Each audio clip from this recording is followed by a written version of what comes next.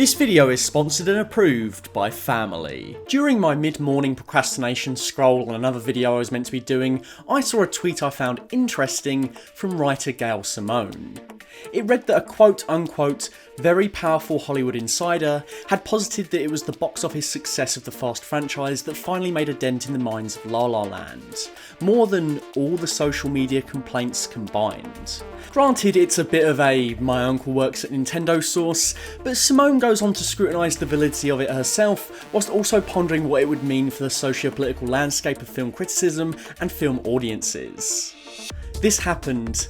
If he was being hyperbolic, I don't know, but even if it's just a commonly held belief at the top levels, it's interesting to consider. It punches holes in the beliefs of both conservative and liberal commentators. It sure would cream the corn of people who like to berate Hollywood for bowing down to SJW soy boy beta cucking McDonald's barbecue, and equally the people that like to overestimate Twitter's power to reach vast audiences and underestimate the echo chamber the algorithm puts us in. If you want to test your echo chamber, just search the opposite keywords to anything you believe in, and I guarantee there will be a strong, motivated, organised array of people tweeting just that. Of course, a Hollywood exec would like to pin the responsibility of diverse casting on themselves, rather than the collective efforts of people and groups who wanted their voices to be heard. But it does speak to one undeniable truth of the movie-making system. Money talks. Of course. And I could wholly believe that Hollywood would have happily kept everything exactly as it was, unless there was a profit to be made. Not content with making an entire video from a tweet, I went about looking into more of the facts.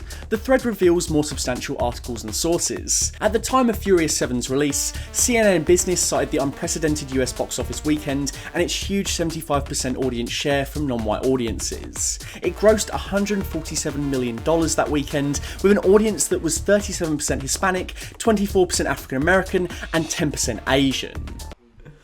You don't have to be Scott Steiner to work that one out.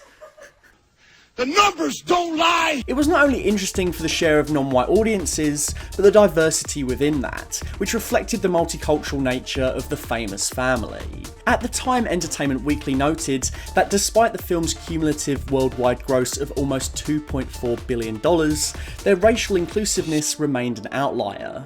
The article mentions J.J. Abrams' Trek movies as an example of diversity in Hollywood movies, which is ironic now considering he was partly responsible for the Star Wars movie that reduced Kelly Marie Tran to 2 minutes of screen time and boiled Finn's arc down to a Force-imbued mystery box that went back on the original Finn mystery box in The Force Awakens. A feeling.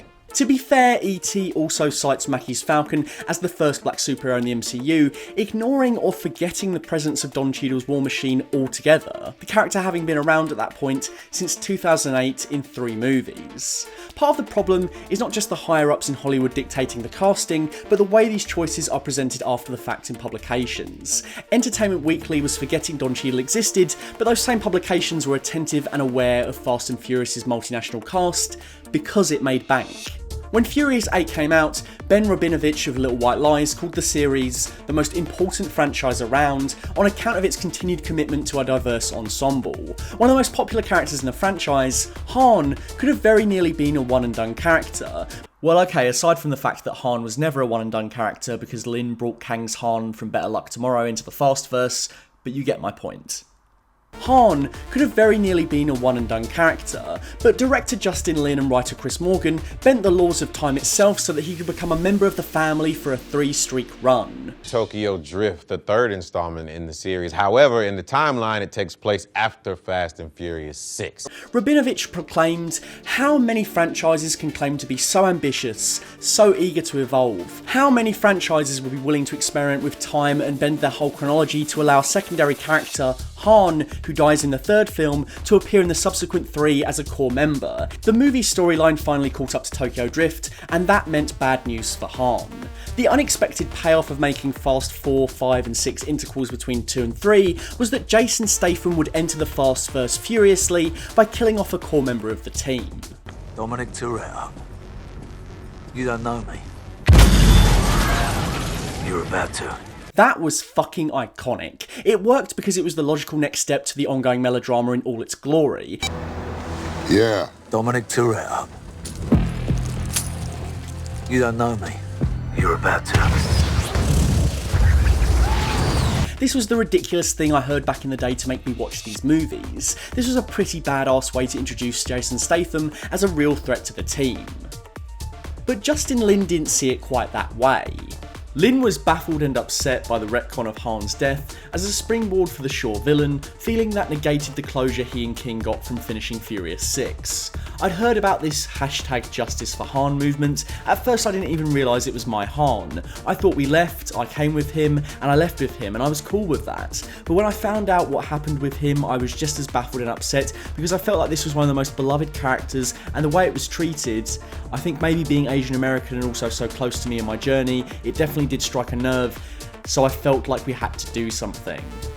It's easy to see his perspective, especially when Shaw was subsequently redeemed and bumped up to the core cast. To go from the Speed killing him by happenstance to Shaw brutally murdering Han in cold blood felt disingenuous to Lin when the franchise had prospered on the fact it represented everyone in the action scenes. Jason Statham is well up for his character meeting Han again, joking, if he's got any score to settle, it's with me. In the spirit of the franchise, I don't think that means we should be getting Han versus Shaw.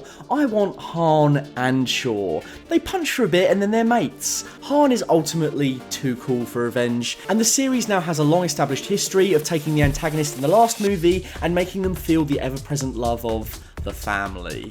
The fans weren't happy either, starting up Justice for Han, holding Shaw to account even when he got his own spin-off movie.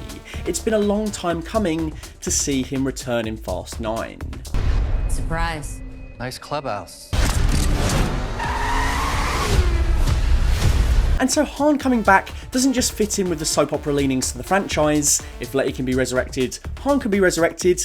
It feels like a justified course correction that shows the franchise is willing to own its mistakes. In the wake of the three bald action men split behind the scenes, leaving Fast 9 rock and pebbleless, Han coming back is the perfect time. Dom and the core cast are often really sincere and over the top, so it's going to be great to see Han's more measured and collected energy. Now, and if it's not a big rock, it better be big somewhere else. That's why all your girlfriends wear so much bling, huh? The franchise has been guilty of fridging multiple times, but it's always kind of gotten away with it because, again,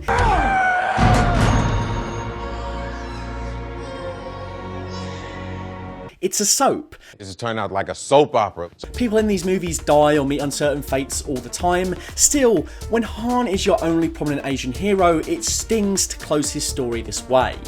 The reality of Fast and Furious is a rubber band. Stretch it how you will. Justice for Han has finally been served. Next stop, Jurassic World crossover, come on baby. To be fair, I would settle for just time machine mounted cars in the next one, sending our heroes to the dinosaur age, rather than a full-blown Jurassic Park crossover. Call it Fast times Furious. Get it? Fast times Furious? Because it's time travel, but X10, right? Fast 10, Fast times Furious, Fast times Furious. Han actor Kang was happy that Lin was able to course correct and bring him back for Fast 9, and wished the franchise would get a little bit more recognition for its effort in front of and behind the camera. I think that's the challenge that Fast has had since its birth, that it's a popcorn movie about fast cars and a bunch of stunts, but I think it's the last movie to get any credit. It's been a movie that represented inclusiveness and diversity, and then it's proven that it's financially viable in Hollywood. For Han to be this badass character, get reduced to death to motivate the team, and then rise from the ashes again to right that wrong, literally #Justice for Han, is a markedly different attitude to take than, say, making a big fuss out of the fact you cast John Boyega, only to progressively sideline him to the point that he's barely a footnote in the final movie. Lando, you did it! You did it! And appeared to Ant-Man him on the Chinese poster. Fast and Furious doesn't have a completely clean track record, granted, but it's made reparations when needed, and it's such a silly universe that it can afford to. If Idris Elba can have superpowers, then, again, Han can survive a car crash. It really doesn't matter, they're going to go to space. The franchise's past isn't without merit either. Vin Diesel, Michelle Rodriguez and Jordana Brewster had prominent roles in the first movie, and in spite of Paul Walker's Brian taking on the spotlight in the sequel, he was joined by Tyrese Gibson and Ludacris' mainstay characters Roman and Tej for the first time. Just about every single movie has introduced a new prominent minority character, from Han to Nathalie Emmanuel's Cypher. Fast 5 was really the first game changer, as it was the first move towards a more ensemble flavour in the Fast movies. Dwayne Johnson entered the fray, and many previous cast members were given more prominent dimension upon their return. Ludacris is a hacker now. Sure, why the hell not? If Dwayne can catch missiles, I can buy Luda Neo. Marvel and DC often want you to know how diverse their range of heroes are, but they're years behind the tide of the Fast movies, who have never made anywhere near the fanfare about it. On the other hand, the solution would not be for companies and studios to stop talking about these things. If Wonder Woman was the first female-led superhero movie to top $1 billion, we should know about it, but no matter how much praise or positive messaging a studio might put out, it is always tinged with the mouth-watering prospect of profit. They are not your friends, and they don't collectively care about any socio-political issues one way or the other. Studios would go back to an all-white cast overnight if sales fell through the roof, at least until some major structural change were to occur. Representation matters. And it's okay. It's powerful. The Boys mocks the "she's got help" moment from Avengers Endgame because it seeks to highlight how the machinations behind these creative decisions are often less than admirable. Lesbians. You know Maeve is bi, right? Yeah, you know what? I just feel like lesbian is a bit of an easier sell, a bit more cut and dry. As corny as it is, Fast and Furious has a really positive message. It brings together a bunch of people from all over the world and calls them family. It's often insane and silly, sometimes a bit too much, but it is always sincere about that fact. Mia, you better hide your baby, or You better hide that big-ass forehead. I was just joking. It might be funny to laugh at the overabundance of barbecues, or how Vinny lets in one-time best friend murderers. When would you think I'd do it? Brotherhood. But the overall pertinent message is solid. It might lack nuance and detail, but it's also a message that has been attached to a long-running franchise that is popular the world over with all kinds of audiences. If Fast and Furious has any lasting impact, it won't just be the fact that it was an original blockbuster franchise going to extreme lengths to entertain in the most ridiculous ways possible.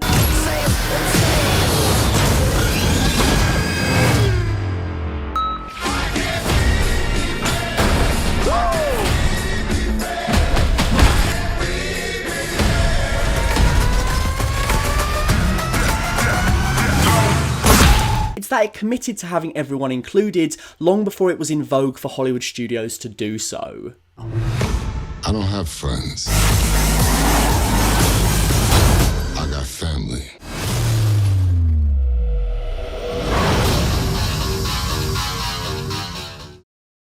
Of course, it would be hard to ascertain what exactly caused the increase in diverse casting in Hollywood, and a number of factors are likely to have caused it, but I undeniably can see why the success of the Fast and Furious franchise had the impact it did. What do you think? Is the Fast and Furious a good example of diverse casting? Do you think to a degree its success played a hand in more non-white leads taking the reins of action movies in Hollywood? Let me know in the comments below. I'm sure some of you might have already seen Fast 9 some time ago because release dates are scrambled these days, but for me, it's coming out in the UK this week. I can't wait for this movie to go stratospheric. If you've been enjoying Loki and want to hear my thoughts on every episode, then please head on over to the Full Fat Podcast YouTube channel, where we review that and all the latest releases. The next episode will feature what we ended up thinking of Fast 9 2, so please check them out. Since no one watched my Borderlands video, you might be shocked to learn that I now have a Twitch, where I'll be doing all sorts of fun streams. Thank you to everyone who came to the last one, it was a blast. You can follow me at Matt_FullFatVideos. Charlie thinks that's a terrible username and makes me hard to find, but screw it, we're going to keep it up. Fuck you. And last but not least, please follow me on Instagram, where I'm testing out my artistic endeavours. I often post sizzles of videos before they drop, as well as Photoshop edits, and I think I'm going to start getting back into drawing too. Why not? Please head on over to instagram.com/full_fat_videos to laugh and berate my pathetic attempts at being a human being. Hi guys, Matt here. Thank you for watching another Full Fat video. Don't forget to click that subscribe button and hit the bell so you know when a new video drops. If you'd like to get in touch with me, why not follow me on Twitter at FullFatVideos or on Instagram at full_fat_videos. A big personal thank you to our Full Fat tier patrons, Dr. Chike, Jax Merrick and Cyrus Solker. Your ongoing support keeps the lights on. Until next time, keep it full fat.